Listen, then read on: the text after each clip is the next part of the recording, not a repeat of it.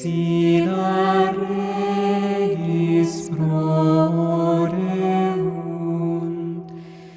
fulget crucis mysterium, quo carne carnis conditor, suspensus est patibullo,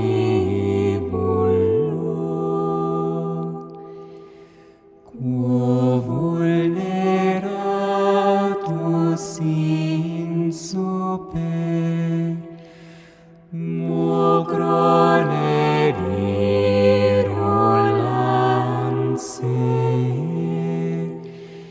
ut nos lavaret crimine, mana vitunda et sanguine, impleta sunt quae consignit, David fideli carmine, dicendo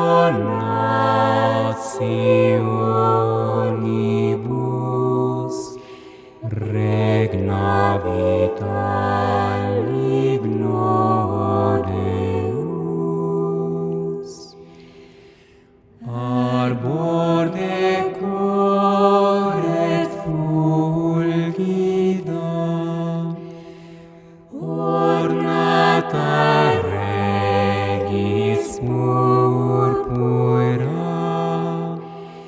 electa dignos stipite, tam sanctam membra tangere. Beata cuius brachiis, pretium perpendit seculi, statera facta corporis, predam tulit tartaeri. O crux vespes unica, in ac triumphi gloria, pissa dauge gratiam, reis vedele crimina. Te fons salutis Trinitas, collaudet omnis spiritus, quos per crucis mysterium salvas fove per saecula.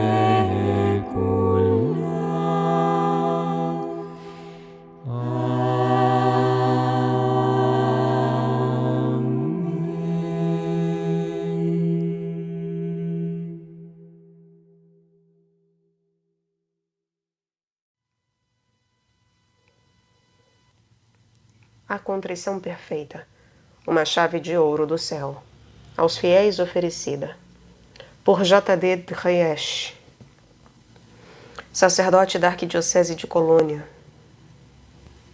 com um prólogo pelo Padre Agostinho Lemkeul, S.J. Caros ouvintes, caso gostem do que aqui é lido e queiram acompanhar a leitura, o livro está linkado no descritivo. Faço um especial agradecimento à Alexandria Católica, blogspot.com, que é um site excelente, com uma literatura católica muito diversificada e que é realmente muito bem-vinda e muito útil de ser conhecida. Peço aqui, caso gostem do nosso trabalho, tanto da disponibilidade de livros a serem lidos como aqui a serem ouvidos, que auxiliem. Tanto o site da Alexandria Católica quanto eu recebemos por Pix. Tem maneiras de se auxiliar esses trabalhos. O meu em específico também é possível através do Vaquinha e do Apoia-se. Os links estão no descritivo, assim como o link para o livro. E também curtam, compartilhem, comentem, inscrevam-se no canal. Tudo isso gera engajamento e faz com que esse trabalho possa ser ampliado. E também é possível comprar livros que chegam até mim pela lista da Amazon. E caso haja algum livro que não esteja lá e você gostaria que fosse gravado, basta me pedir, em particular ou público aqui nos comentários. Eu o incluo, você o compra, e assim todos teremos a oportunidade de ter acesso a mais uma obra. Muito obrigada pela presença. Peço também para que aqueles que puderem, quiserem e deverem, orem por nós. Orar e ter da contemplação, ter da introspecção e da conversa íntima com Deus é o primeiro passo para que as nossas obras sejam amorosas de fato, com consciência. Não que uma pessoa que não ore não possa fazer uma boa obra.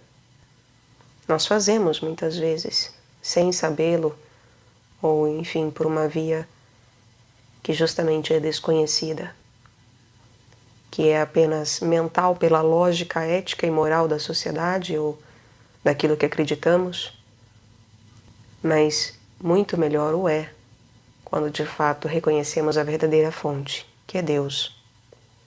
E reconhecendo isso, a magnitude daquele que nos criou e que nos adota como filhos, e entrarmos em conversa íntima com Ele, em oração, de fato, podemos realmente, aos poucos, ganhar consciência sobre o que é o amor e a importância de amarmos, seja através de oração, seja através de ação.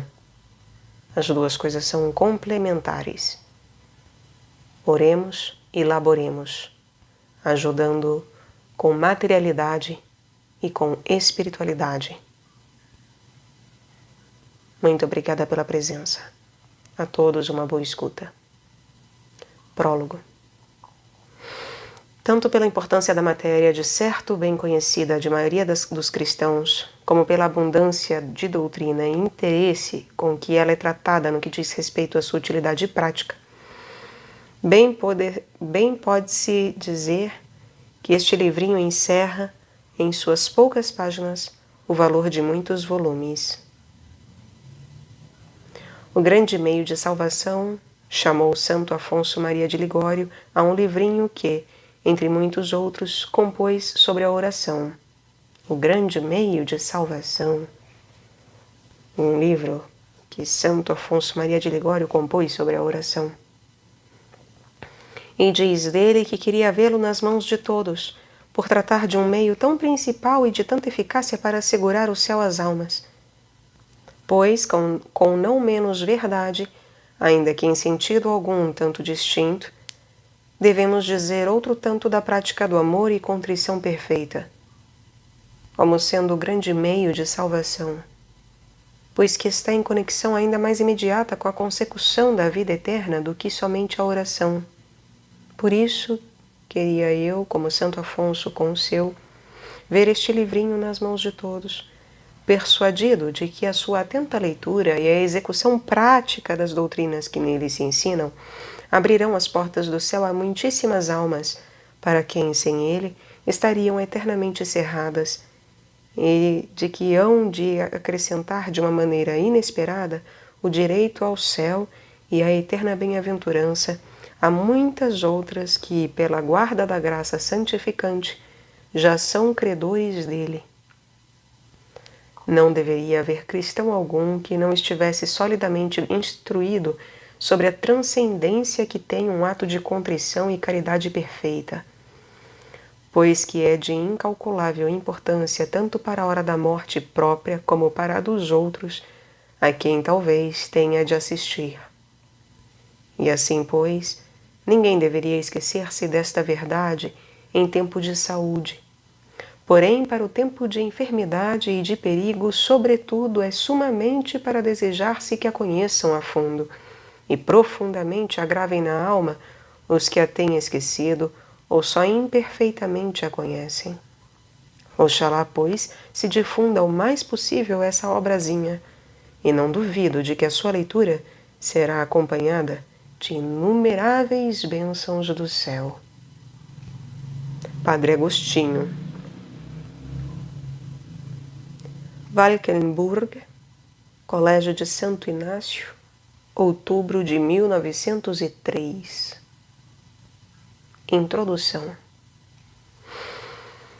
Ao ver o título de Chave de Ouro do Céu, parece-me, amado leitor, que estarás ansioso para ver se este livrinho corresponde por dentro ao que promete por fora. Mas pode ser que te ocorram algumas suspeitas. Talvez que, nas práticas dominicais, o teu zeloso pároco te tenha prevenido contra certas folhas e publicações supersticiosas, contra as chaves do céu, os ferrolhos do inferno, as orações maravilhosas autênticas e contra todas as mercadorias parecidas, chamem-lhe como quiserem. Porém, se este livrinho é o que deve e promete ser, dirás de ti para ti, seria ditoso, teria uma chave do céu, de que poderia muito bem aproveitar. E verdadeiramente de ouro e digna, portanto, de todo o apreço, deve ser a chave que este autor me apresenta reluzente diante dos olhos. E verdadeiramente de ouro e digna, portanto, de todo o apreço, deve ser a chave que este autor me apresenta reluzente diante dos olhos. Se é verdadeiro ouro e não só de ouropel, estou feliz. Sim, amado leitor, sólida e legítima é a chave e bem fácil de manejar, por certo. É a contrição perfeita. Ela te abrirá em cada dia e a cada momento o céu se o fechaste com o ferrolho do pecado mortal. E, sobretudo, se no fim de tua vida, como pode suceder, não tiveres nem puderes ter atelado um sacerdote, que é o depositário das chaves da divina misericórdia. Então a contrição perfeita será a última e suprema chave com que, ajudado da graça de Deus, poderás franquear-te o céu. Porém, para isso, é preciso que te acostumes a manejá-la em vida. Pela contrição perfeita estão salvas no céu inumeráveis almas que, de outro modo, se teriam perdido para sempre. Já vês, pois, que é importante, sumamente importante, o que te recomendo neste livrinho. Por isso, dizia o douto e piedoso cardeal Franzelin, se eu pudesse percorrer os campos pregando a palavra divina, nenhuma outra coisa pregaria com mais frequência do que a contrição perfeita. Mais adiante, no capítulo 5, te direi como vim a escrever este livrinho e a percorrer assim os campos pregando a contrição perfeita. Deus nosso Senhor, por seu amor e misericórdia, te assista com sua graça para que o compreendas e, sobretudo, para que o pratiques, que é o que importa, conforme a sua doutrina. Por isto, começo em nome do Senhor. Primeiro, o que é a contrição perfeita? Contrição é uma dor da alma e uma detestação dos pecados cometidos. Deve acompanhá-la o propósito, quer dizer, uma firme vontade de emendar a vida e de não mais pecar. Para que a contrição seja legítima, deve ser interna e estar na alma, isto é, que não seja uma mera expressão feita com os lábios e sem reflexão. Isto seria apenas contrição de boca.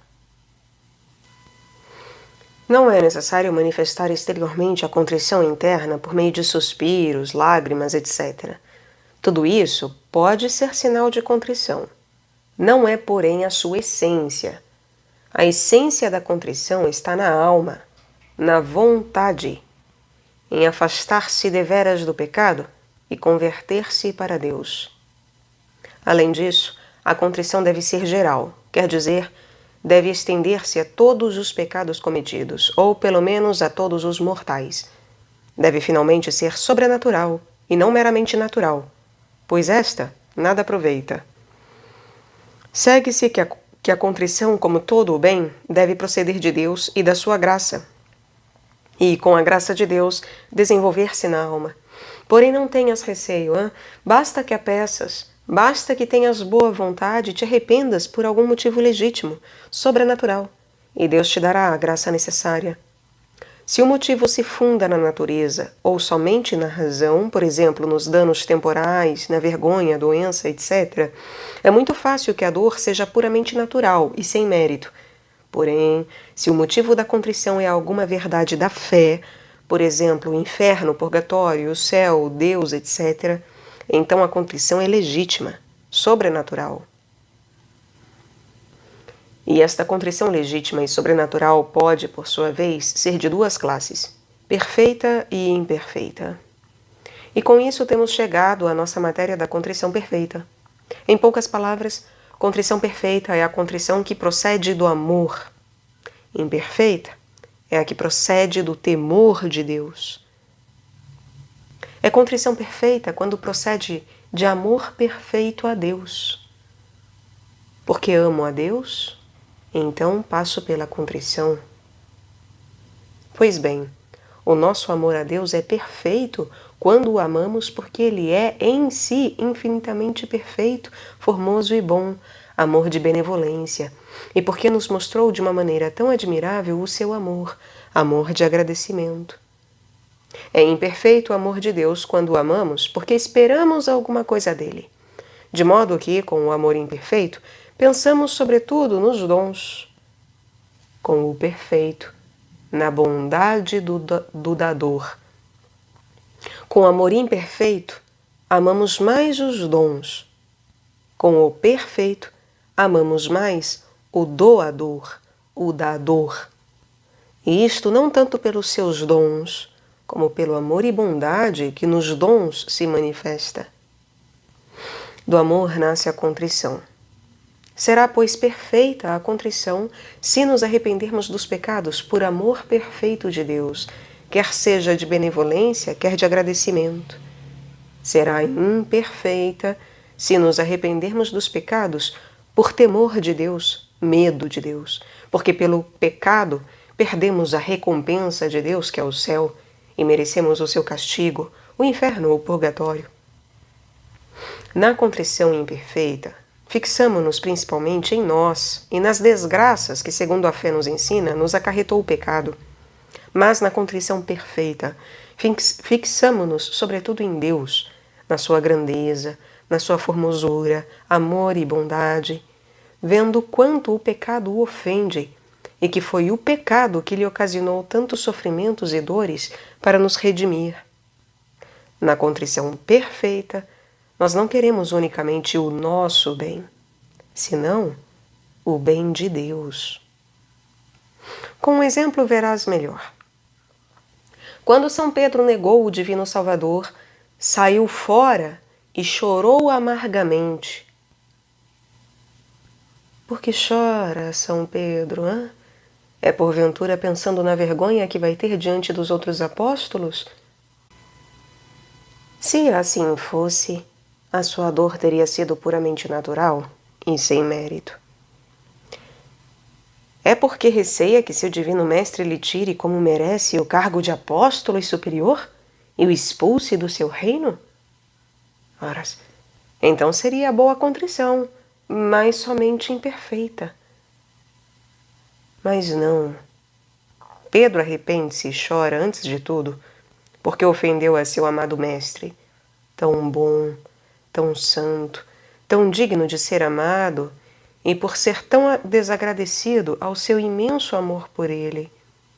Tem, pois, verdadeira e perfeita contrição.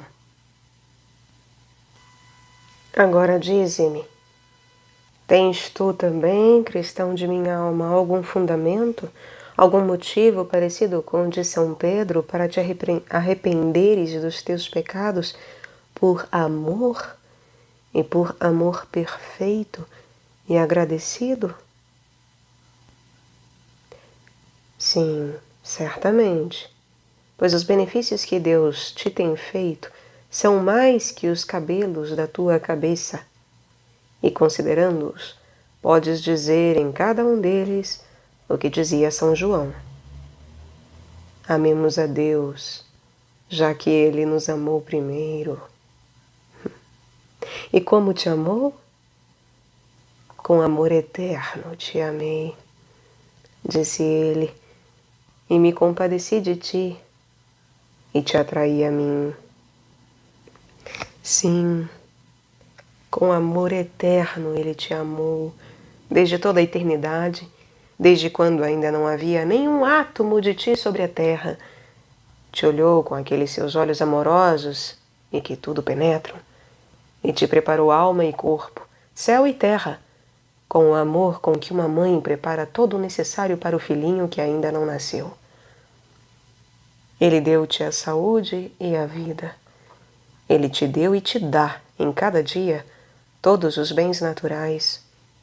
Consideração esta que até aos pagãos pode fazê-los chegar ao conhecimento e amor perfeito de Deus.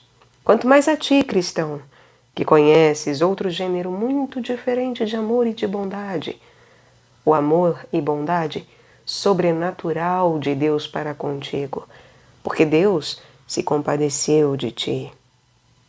E quando com todo o gênero humano estavas condenado pela culpa original, Deus enviou o seu unigênito Filho, e ele se fez teu Salvador, e te redimiu com seu sangue, e te remiu com seu sangue, morrendo na cruz.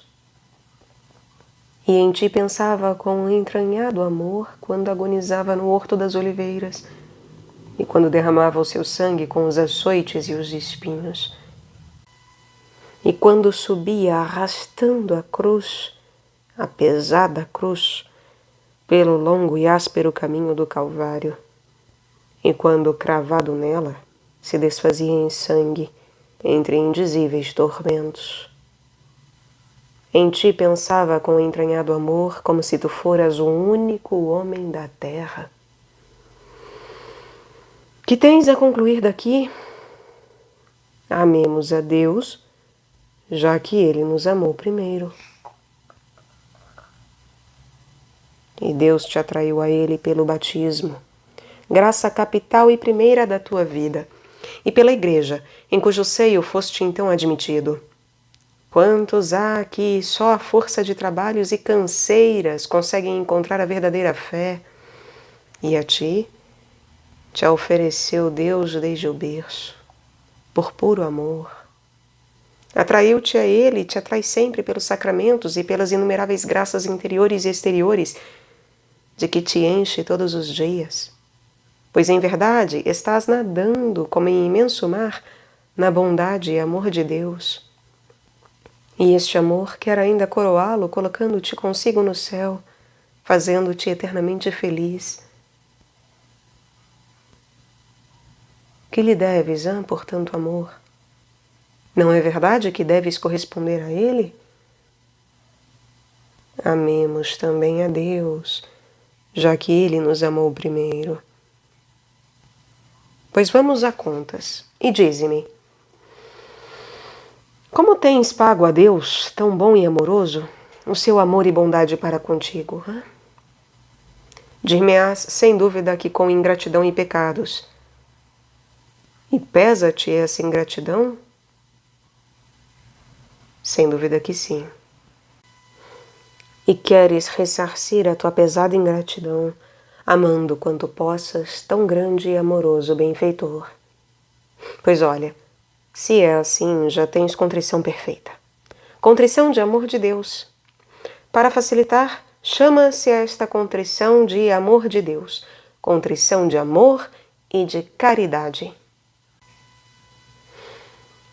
Na mesma contrição de caridade, há uma mais levantada, mais elevada, que é quando alguém ama a Deus porque Ele é em si infinitamente formoso, glorioso, perfeito e digno de amor, prescindindo do seu amor e misericórdia para conosco. Há estrelas, e com essa comparação eu julgo que entenderás melhor, então há estrelas que, por estarem muito longe de nós, não as podemos distinguir, e, contudo, são tão grandes e formosas como o sol, que tão prodigamente nos dá o calor e a vida. Pois assim, ainda quando o homem não tivesse visto nem gozado nunca do amor de Deus, eterna estrela do céu, ainda quando Deus não tivesse criado o mundo nem criatura alguma, seria, apesar disso, grande, formoso, glorioso e digno de ser amado, porque é em si mesmo e para si o bem mais excelente, o mais perfeito e digno de amor. Isto, e não outra coisa, quer dizer essa expressão que, mais uma vez, terás encontrado nos devocionários e nas fórmulas do ato de contrição, e te terá parecido, talvez, algum tanto obscura. Detente, pois, agora e contempla o amor de Deus. Contempla-o, sobretudo, nos amargos sofrimentos do Senhor, a cuja luz o compreenderás tão facilmente como facilmente te arrebatará o coração. Eis aqui o modo de alcançar praticamente a contrição perfeita. Segundo, como se excita a contrição perfeita? Hás de pressupor que a contrição perfeita é graça, e grande graça do amor e misericórdia de Deus. E se assim é, hás, portanto, de pedi-la com instância. Porém, não te contentes com fazê-lo somente quanto trates de exercitar a contrição, porque o desejo de alcançá-la deve ser um dos mais ardentes anseios da tua alma. Pede-a, pois, dizendo: Senhor, dai-me a graça do perfeito arrependimento, da perfeita contrição dos meus pecados. E Deus não te faltará com a sua graça, se tiveres boa vontade. Posto isto, repara como poderás facilmente conseguir a contrição perfeita. Põe-te diante de um crucifixo, na igreja ou na casa de tua habitação, ou se não, imagina que o tens diante de ti, e chorando de compaixão à vista das feridas do Senhor, pensa um momento com fervor: quem é este que está pendente da cruz e sofrendo nela? É Jesus, meu Deus e Salvador. O que ele sofre? As mais terríveis dores no corpo. Tem-no ensanguentado e coberto de feridas. A alma tem-na lacerada pelas dores e afrontas. E por que sofre tudo isso? Pelos pecados dos homens e também pelos meus pecados. Em meio de suas amarguradas dores, também pensa em mim, também sofre por mim e também quer expiar os meus pecados.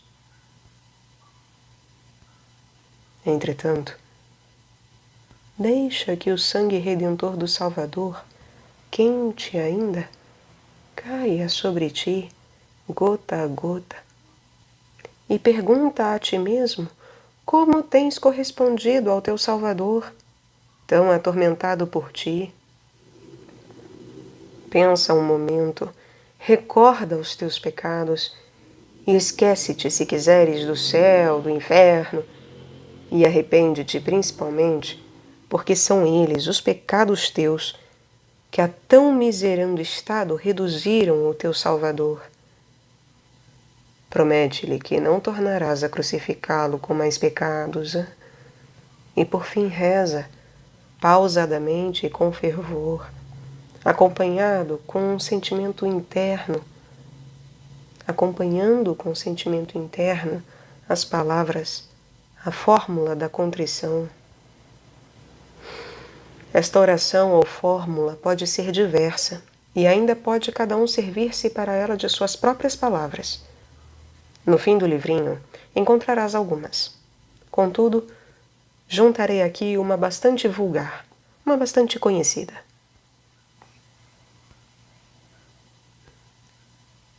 Senhor meu e Deus meu, pesa-me do mais íntimo do coração de todos os pecados de minha vida, porque com eles tenho merecido que a vossa divina justiça me castigasse na vida e na eternidade.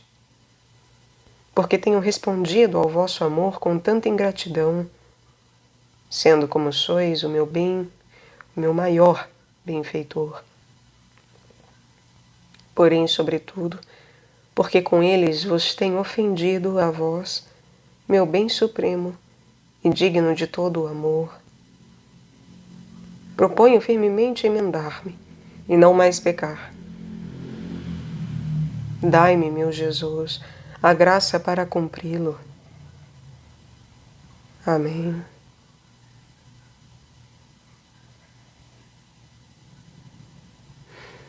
Três porquês contém esta oração. Porque com eles tenho merecido que a vossa divina justiça me castigasse na vida e na eternidade, porque tenho correspondido ao vosso amor com tanta ingratidão, e porque com eles vos tenho ofendido a vós.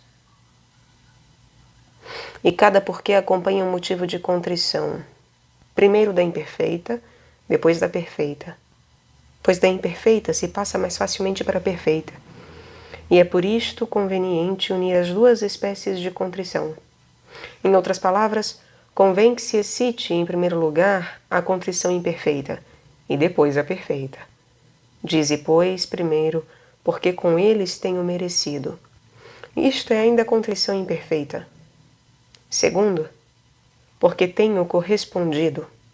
Esta vai já se aproximando da contrição perfeita e até se reduz a ela, porque se deveras sinto ter correspondido com ingratidão e com pecados ao amor e bondade de Deus, então necessariamente hei de querer ressarcir com amor esta ingratidão. E ao sentir por amor a ofensa ao benfeitor, a quem até agora se desconhecia, é já contrição perfeita, contrição de caridade para com Deus. E terceiro, porém, sobretudo, porque com eles vos tenho ofendido. Se voltares a ler o capítulo 1, entenderás o que isto significa, e entendendo, verás mais claramente expressado aqui o amor perfeito e a contrição perfeita. Para segui-lo mais facilmente, podes acrescentar mentalmente ou por palavras o que segue. Porém, sobretudo, porque com eles vos tenho ofendido a vós, meu bem supremo e digno de todo amor, Salvador meu, por meus pecados, morrestes na cruz. Depois vem o propósito. Proponho... Porém, padre, dir-me-ás talvez, para outros será isto muito fácil, mas para mim é coisa muito difícil, é quase impossível. Parece-te isto? Pois então não o julgues tal. Terceiro, é difícil excitar a contrição perfeita? Antes de tudo, é verdade que para a contrição perfeita se requer mais do que para a imperfeita, que é a de que se necessita para a confissão. Contudo, porém, ajudado com a graça de Deus, pode qualquer um alcançar a contrição perfeita, bastando que deveras a deseje, porque a verdadeira contrição está na vontade e não no sentimento. Tudo se reduz a termos o devido motivo de arrependimento. Quer dizer que nos arrependamos porque amamos a Deus sobre todas as coisas e, por seu amor, detestamos os nossos pecados. Nisto, e não na duração ou intensidade da dor, está a contrição perfeita. Tudo se reduz a termos o devido motivo de arrependimento. Quer dizer que nos arrependamos porque amamos a Deus sobre todas as coisas e, por seu amor, detestamos os nossos pecados. É nisto, e não na duração ou intensidade da dor, que está a contrição perfeita. Digo isto porque muitas vezes se confunde a contrição perfeita com certa contrição que há, altíssima e sublime, não se advertindo que a contrição perfeita tem seus graus e degraus e que, para o que seja, não é necessário que chegue à contrição altíssima e firmíssima de São Pedro, de Madalena, de São Luís Gonzaga e outros santos. É claro que muito bom será isso, mas não é necessário. Um grau mais baixo de contrição perfeita e verdadeira basta para perdoar os pecados.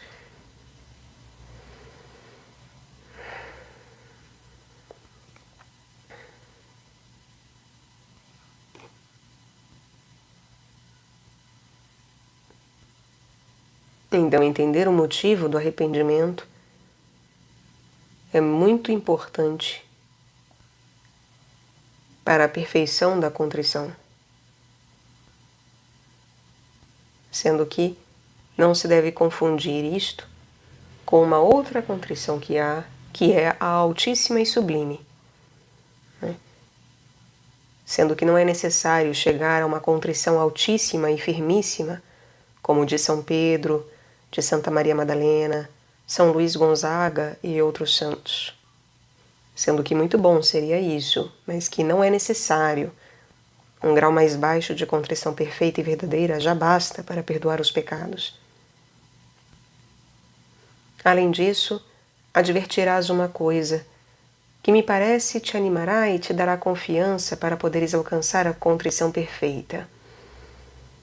Antes de Jesus Cristo, na lei antiga, por espaço de 4.000 anos, foi a contrição perfeita o único meio que tiveram os homens para alcançarem o perdão dos pecados e entrarem no céu. E hoje, mesmo há milhões e milhões de pagãos e hereges que só e unicamente pela contrição perfeita podem sair do pecado. Portanto, se é verdade como é que Deus não quer a morte do pecador, parece natural que não haja exigido para a contrição perfeita ato demasiadamente difícil, mas antes que esteja ao alcance de todos. Pois, se podem alcançar a perfeita contrição tantos e tantos que vivem e morrem afastados, é verdade que, sem culpa sua, da corrente da graça e da Igreja Católica, ser-te-á isto a ti difícil? A ti, que tens a grande dita de ser cristão e católico? A ti, que tens muito mais graças e estás muito mais instruído do que eles? E ainda te digo mais. Muitas vezes, sem o saber e sem o pensar, tens realmente contrição perfeita. Quando, por exemplo, ouves piedosamente a Santa Missa, quando fazes com devoção a Via Sacra, quando meditas com fervor diante de uma imagem de Jesus crucificado ou do Sagrado Coração, ou assistes à pregação da Palavra Divina. Além disso, muitas vezes pode-se exprimir com poucas palavras o amor mais ardente e a mais profunda contrição, atendendo só ao sentido e ao motivo, o amor de Deus. Por exemplo, com estas jaculatórias: Deus meu e meu tudo, meu Jesus, misericórdia. Ó meu Deus, amo-vos sobre todas as coisas. Meu Deus, compadecei-vos de mim, pecador. E pequei. Já minha alma sua culpa confessa. 1000 vezes pesa de tanta maldade. 1000 vezes me pesa de haver obstinado teu peito rasgado, ó suma bondade.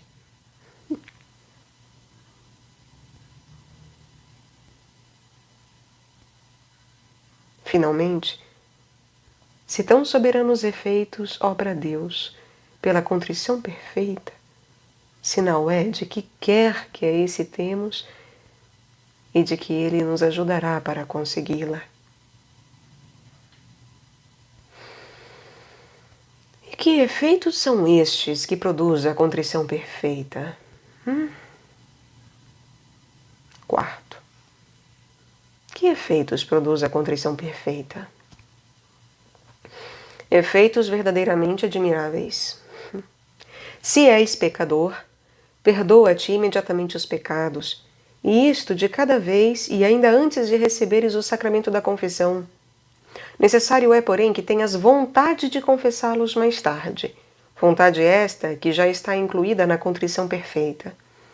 E este efeito é produzido pela contrição perfeita e verdadeira, não só em perigo de morte, mas sempre e quando a excitamos no coração, de modo que o pecador, ao mesmo tempo que lhe são remetidas as penas do inferno, recobra os méritos passados e, de inimigo de Deus, se faz seu filho e herdeiro no céu. Se és justo, a contrição perfeita assegura-te e aumenta-te o estado de graça. Apaga-te os pecados veniais, que pelo ato de contrição de caridade detestastes. Perdoa-te, sobretudo, as penas dos pecados, firmando e robustecendo-te no verdadeiro e sólido amor de Deus. Tais são as maravilhas que o amor e a misericórdia de Deus obram na alma do cristão pela contrição perfeita. Tão grandes são que talvez te pareçam incríveis. Tratando-se do perigo de morte, já terás ouvido que se deve impedir a contrição e a dor. Mas que também em tempo de saúde e em qualquer tempo, a contrição perfeita obre tais maravilhas, mal te atreverás a acreditá-lo. Também em tempo de saúde e em qualquer tempo, a contrição perfeita obra tais maravilhas. Isto mal te atreverás a acreditá-lo. Será, pois, certa e segura esta doutrina da contrição perfeita? Digo-te que é tão firme e tão segura como a própria palavra de Deus.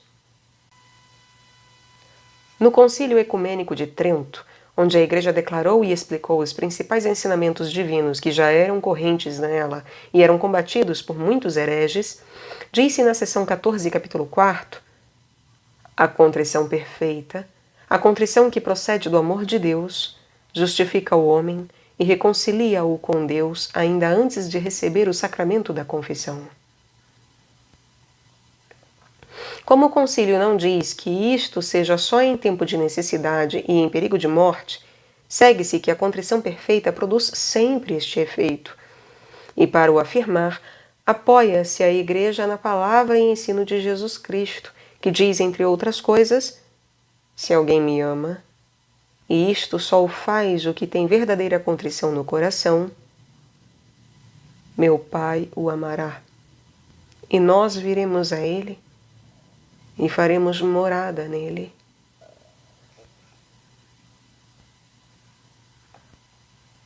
Para que, porém, Deus possa habitar na alma, é preciso que o pecado tenha desaparecido. Logo, o apagar o pecado é um dos efeitos da contrição perfeita, da contrição de caridade. Assim também o tem declarado sempre a Igreja Infalível, chegando a condenar como herege Baio, por dizer o contrário. O mesmo ensinam os santos padres e doutores sagrados sem exceção, e o mesmo confirma a razão, porque se, como já disse, tão grandes efeitos produzia a verdadeira contrição no Antigo Testamento, quando ainda imperava a lei do temor, quanto maior produzirá no Novo, em que impera a lei do amor. Dir-me-ás talvez, porém, se a contrição perfeita destrói os pecados, a quem vem confessá-los depois? Sim, é verdade. A contrição perfeita faz o mesmo que a confissão. Faz com que desapareçam da alma os pecados. Não o faz, porém, com independência do sacramento da confissão, porque é necessário ter vontade de confessar mais tarde os pecados destruídos ou apagados pela contrição perfeita. E isto porque é lei de Jesus Cristo que se confessem todos os pecados, pelo menos todos os mortais, e esta lei de forma alguma se pode mudar. Verdade é que, se alguém não quisesse depois confessar os pecados que lhe foram perdoados pela contrição perfeita, não os contrairia novamente. Não os contrairia novamente. Mas é certo que perderia de novo o estado de graça, precisamente por faltar à obrigação de confessá-los. E devemos confessar os pecados logo que o possamos fazer, depois da contrição da caridade? Em rigor, não é necessário. Porém, de todo o coração, eu aconselho-te e recomendo-te que o faças. Assim estarás mais seguro de ter alcançado o perdão e conseguirás, por sua vez, as grandes graças que traz consigo o sacramento da confissão e que se chamam graças sacramentais. Talvez que alguém, tentado pelo demônio, vendo os grandes feitos da contrição perfeita, diga: pois se é tão fácil alcançar o perdão dos pecados com a contrição perfeita, então já não preciso mais me confessar. Peco o quanto quiser, arrependo-me depois com contrição perfeita e pronto. Não é assim? Não, de forma alguma. Porque quem pensa assim não tem nem sombra de contrição. Não ama a Deus sobre todas as coisas, logo que não queira em tudo e por tudo romper com o pecado mortal. Nem trata seriamente de emendar a sua vida, coisa que tanto se requer para a confissão como para a contrição perfeita. Em uma palavra, falta-lhe boa vontade. E faltando-lhe esta, faltar-lhe-á a graça de Deus, sem a qual a contrição perfeita é absolutamente impossível. Poderá enganar-se a si mesmo, jamais, porém, enganará a Deus nosso Senhor. Aquele que tem contrição perfeita está inteiramente resolvido a romper com o pecado mortal. Receberá logo que possa e com mais fervor do que antes os santos sacramentos. E com a sua boa vontade, ajudada da graça de Deus, conservar-se-á livre de pecado e se firmará mais e mais no feliz estado de filho de Deus. A quem, de modo especial, a contrição perfeita auxilia é aos que leal e sinceramente querem adquirir e conservar o estado de graça, e, sobretudo, aos que pecam por costume, isto é, aos que, ainda que tenham boa vontade, a força dos maus hábitos e a própria fraqueza os fazem cair de vez em quando. Porém, de forma alguma, a contrição perfeita ajuda aos que se acolhem a ela para pecarem mais à vontade. E estes convertem o celestial remédio do perfeito arrependimento em narcótico fatal e em infernal veneno. Não sejas, pois, deste, leitor amado. Não sejas, pois, destes, leitor amado. Não consintas, incauto, que graça tão preciosa como a contrição perfeita te sirva para o mal, senão para o bem, já que tão grandes bens produz na alma do cristão. E que bens são esses que produz a contrição perfeita? Quinto, por que é tão importante e até necessária a contrição perfeita? É importante na vida e na morte. Primeiro, é importante na vida. Porque que precioso não é o estado de graça.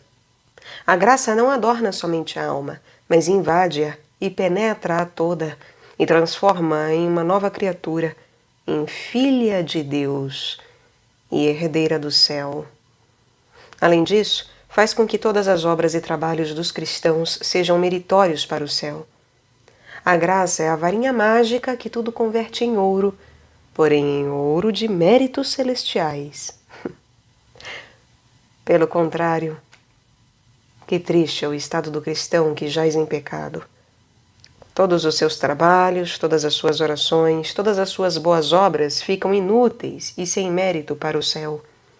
É inimigo de Deus, e no momento em que o tênue fio da vida se parta, cairá precipitado no inferno. Não será, pois, importante e necessário o estado de graça para o cristão? Pois, se o perdeste, podes recuperá-lo, principalmente de duas maneiras. Primeiro, pela confissão. Segundo, pela contrição perfeita. A confissão é o meio adequado e ordinário para alcançar a graça santificante. Como este meio, porém, nem sempre está a nosso alcance, Deus deu-nos outro extraordinário, que é a contrição perfeita. Imagina que um dia tens a imensa desgraça de cometer um pecado mortal. Quando, passada a agitação do dia, vem o sossego da noite, a tua consciência angustiada levanta-se e clama com voz poderosa: confessar-se agora não é possível. Então como remediar este estado? Pois olha, Deus põe em tuas mãos a chave de ouro que te vai abrir as portas do céu. Arrepende-te de teus pecados por verdadeiro amor de Deus. Protesta-lhe firmemente não tornar a cometê-los. Promete confessá-los quanto antes. E podes acreditar que estás reconciliado com Deus. Deita-te tranquilo. Porém, Se o cristão não conhece nem pratica a contrição perfeita, que triste estado da alma! Em pecado mortal se deita e se levanta, e assim vive 2, 3, 4 meses e mais, até a confissão seguinte.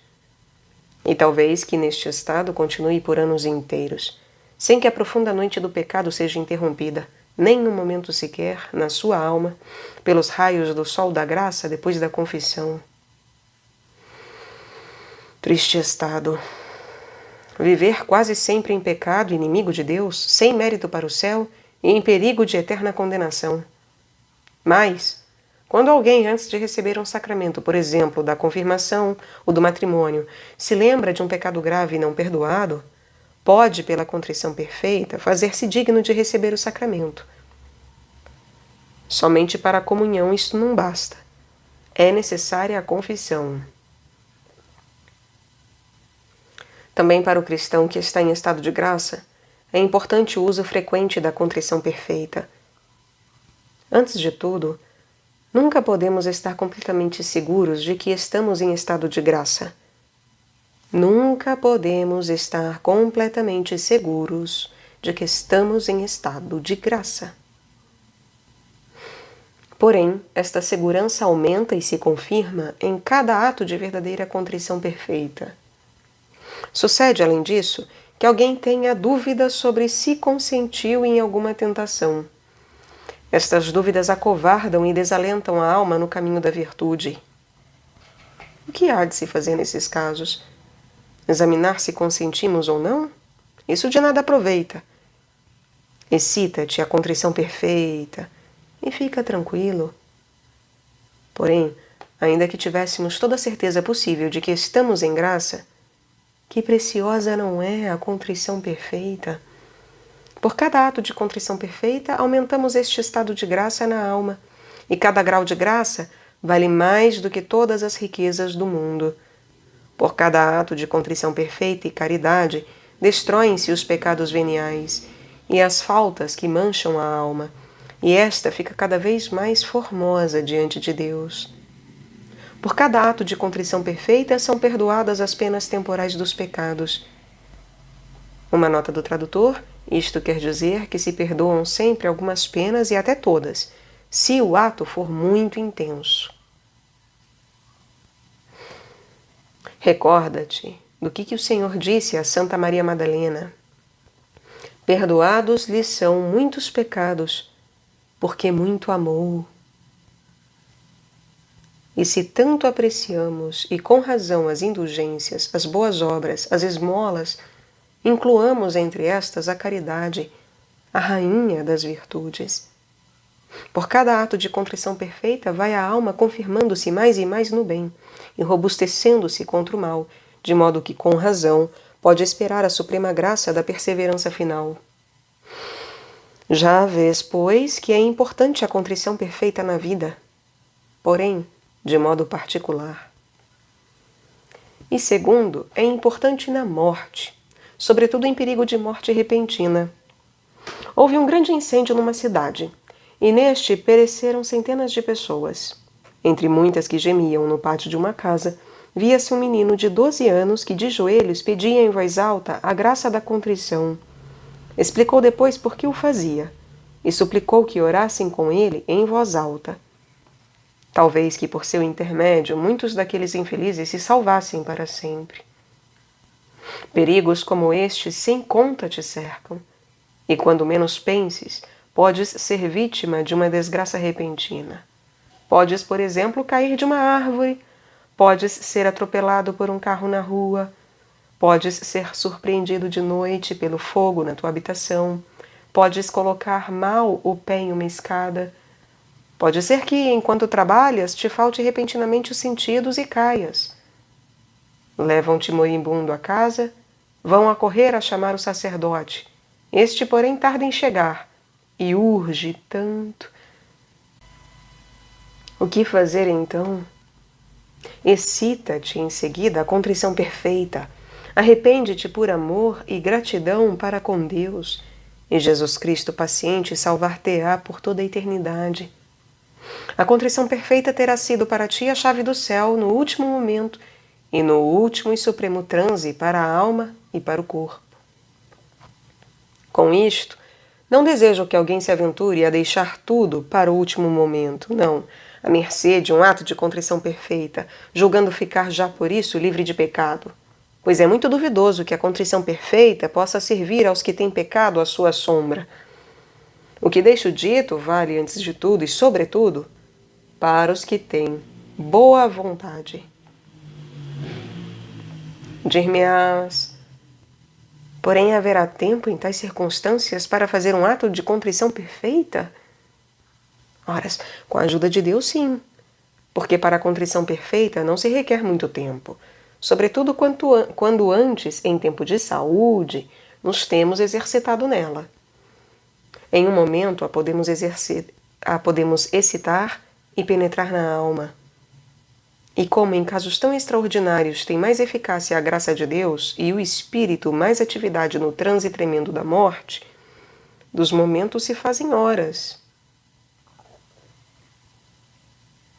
Lembra-te de que falo por experiência própria.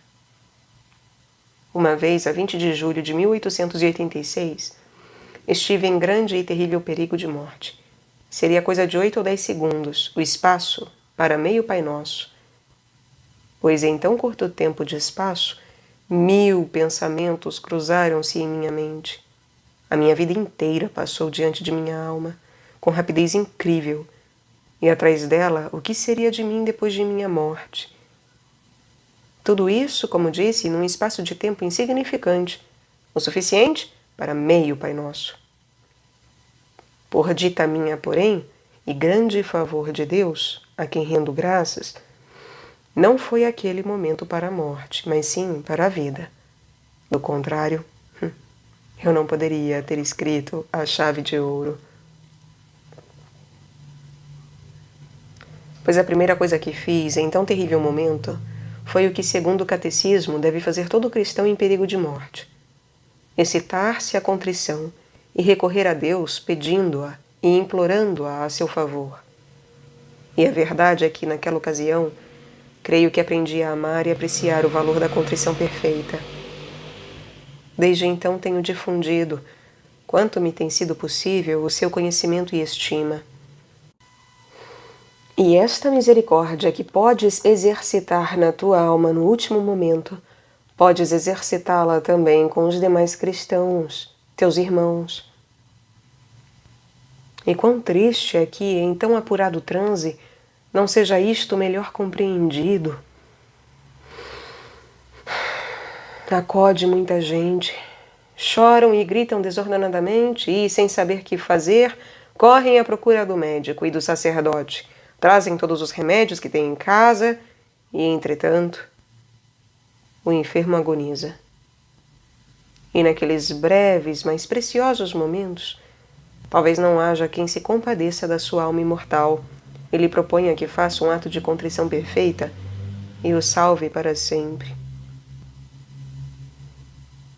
Se te apresentar ocasião, vai com sossego e tranquilidade para o lado do moribundo, ferido ou enfermo. E se te for possível, põe-lhe o crucifixo diante dos olhos e, com voz firme, mais tranquila, pede-lhe que pense e repita com o coração o que tu vais rezar. E feito isto, vai dizendo compassada e claramente o ato de contrição, ainda que te pareça que ele nada ouve nem entende. Com isto, terás feito uma obra sumamente boa, e o moribundo te agradecerá eternamente no céu. Sim, até mesmo a um herege podes ajudar desta maneira em seus últimos momentos. Não lhes fales, se queres, de confissão. Porém, excita-o a que faça um ato de amor de Deus e de Jesus crucificado, e diz-lhe compassadamente o ato de contrição.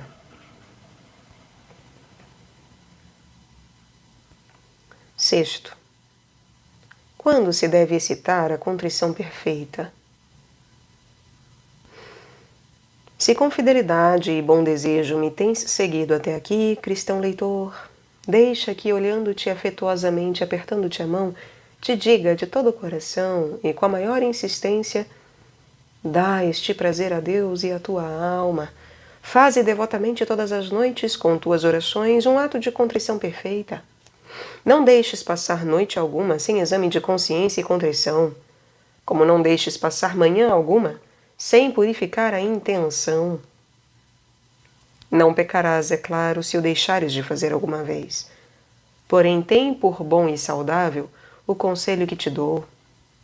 E não me digas que isto de exame de consciência e contrição é coisa própria de sacerdotes e homens perfeitos, e não para ti. Não te escuses com não há tempo. Está a gente tão cansado quando chega a noite que não dá.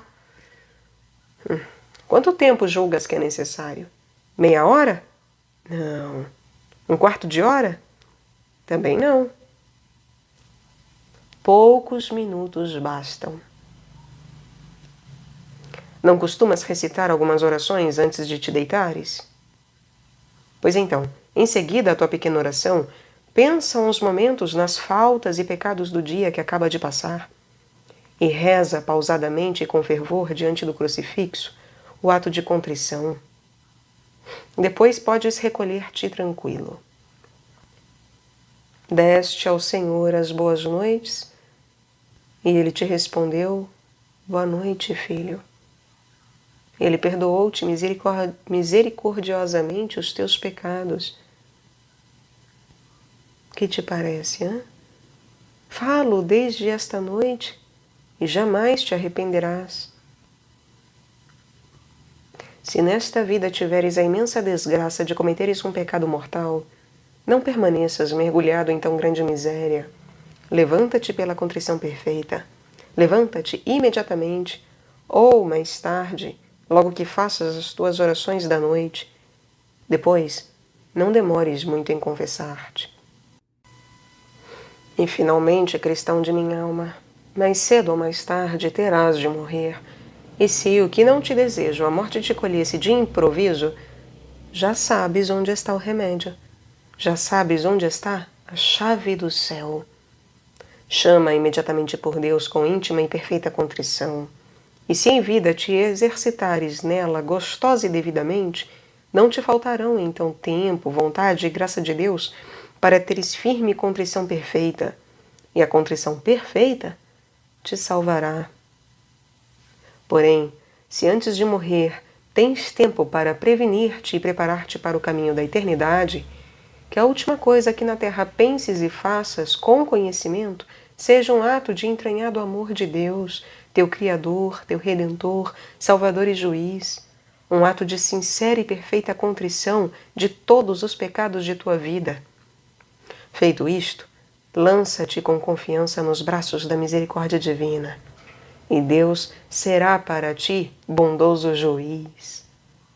Com isto, eu me despeço de ti, amado leitor. Vê e faze o que neste livrinho tens lido. Hein? Ama e pratica a contrição perfeita. Vê esplêndido de graça que a divina misericórdia põe em tuas mãos para saíres do pecado mortal em qualquer momento, e não só em perigo de morte. Meio fácil, que tão grandes efeitos produz. Meio supremo e único. Em caso de necessidade, salvará a tua alma. Fonte, enfim, de graças na vida e na morte. Verdadeira chave de ouro do céu.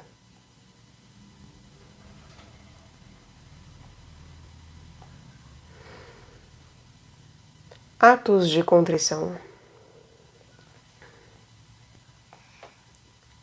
Primeiro,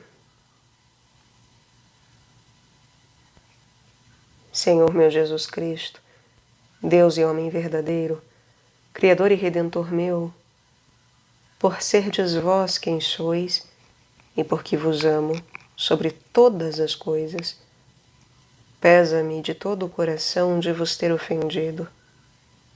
Proponho firmemente nunca mais pecar, confessar-me, cumprir a penitência que me for imposta e manifestar-me de todas as ocasiões de vos ofender, ofereço-vos a minha vida, obras e sofrimentos, em satisfação de todos os meus pecados, e confio na vossa bondade e misericórdia infinitas, que os perdoareis pelos merecimentos do vosso preciosíssimo sangue, paixão e morte, e me dareis graça para emendar-me e perseverar em vosso santo serviço até o fim de minha vida. Amém.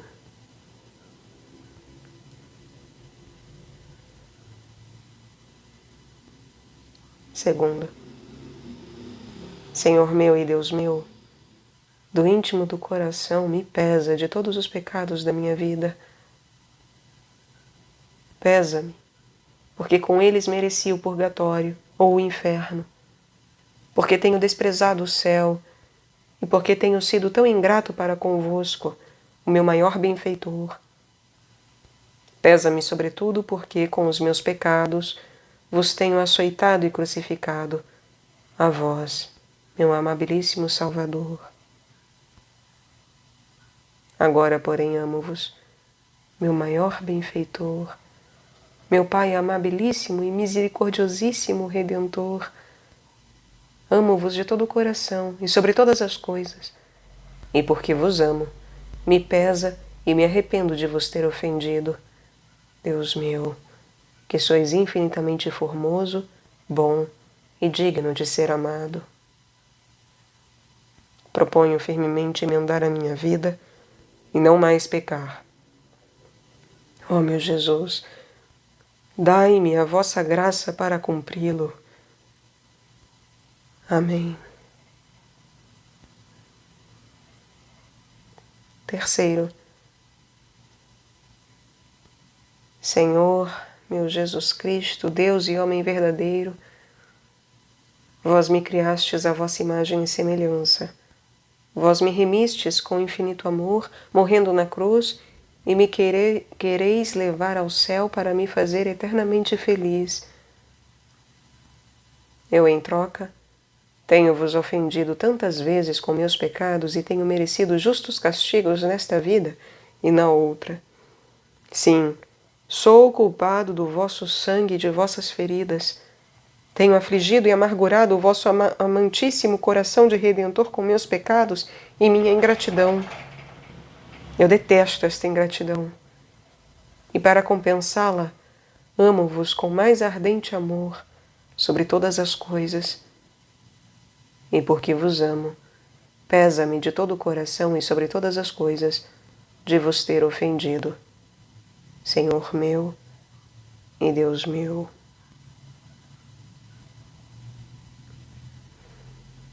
Perdoai-me, eu vos peço.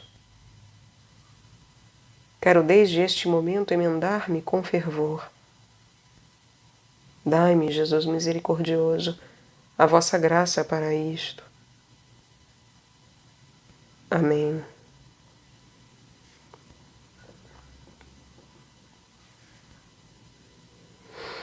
Ato de amor perfeito e contrição perfeita, atribuído a São Francisco Xavier.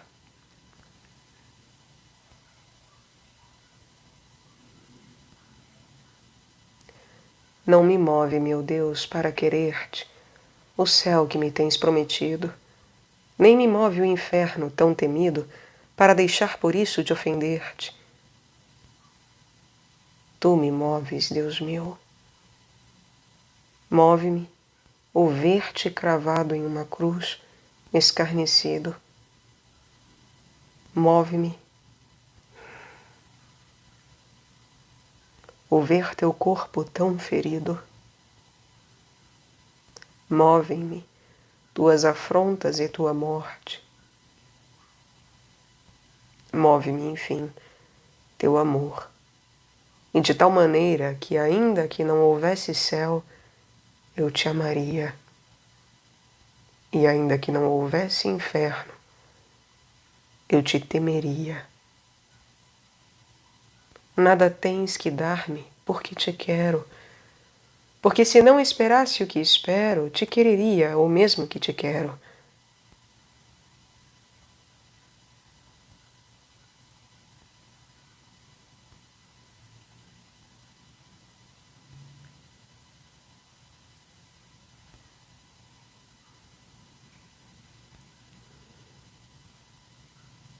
Nada tens que dar-me porque te quero, porque se não esperasse o que espero, te quereria o mesmo que te quero.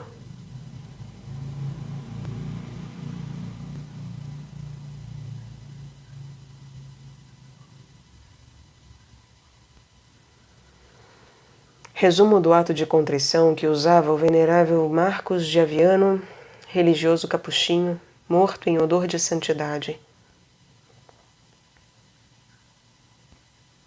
Eu, ruim e indigna criatura, me lanço a vossos pés, Deus meu, e com o coração contrito e aflito reconheço e confesso diante de vós, Redentor de minha alma, que, desde o instante em que nasci até agora, tenho cometido inumeráveis negligências e pecados. Tenho-vos ofendido, Deus meu. Pequei, Senhor. Porém detesto os meus pecados e me arrependo do íntimo do coração. Por isso prometo solenemente não mais pecar. Porém, se vós, em vossa altíssima sabedoria, preveis que posso novamente ofender-vos e cair outra vez no vosso desagrado, de todo o coração vos peço que me leveis agora desta vida, em vossa graça. Oxalá minha dor fosse tão grande que o propósito de não mais vos ofender permanecesse sempre imutável. Porque vos devo infinito agradecimento pela vossa divina bondade e porque mereceis que vos ame sobre todas as coisas. Arrependo-me de meus pecados, não tanto para livrar-me dos tormentos eternos, que por eles mereci, nem para gozar das delícias do céu, que tão inconsideravelmente desprezei, como porque vos desagradam a vós, Deus meu, que por vossa bondade e infinitas perfeições sois digno de infinito amor. Oxalá todas as criaturas vos mostrem sem interrupção amor, reverência e agradecimento. Amém. E por fim, um ato de contrição usual no Brasil. Senhor meu Jesus Cristo, Deus e homem verdadeiro, Criador e Redentor meu, por serdes vós quem sois, sumamente bom e digno de ser amado, e porque vos amo e estimo sobre todas as coisas, pesa-me, Senhor, de todo o meu coração de vos ter ofendido. Pesa-me também por ter perdido o céu e merecido o inferno. Proponho firmemente, ajudado com os auxílios de vossa divina graça, emendar-me e nunca mais vos tornar a ofender. Espero alcançar o perdão de minhas culpas pela vossa infinita misericórdia. Amém.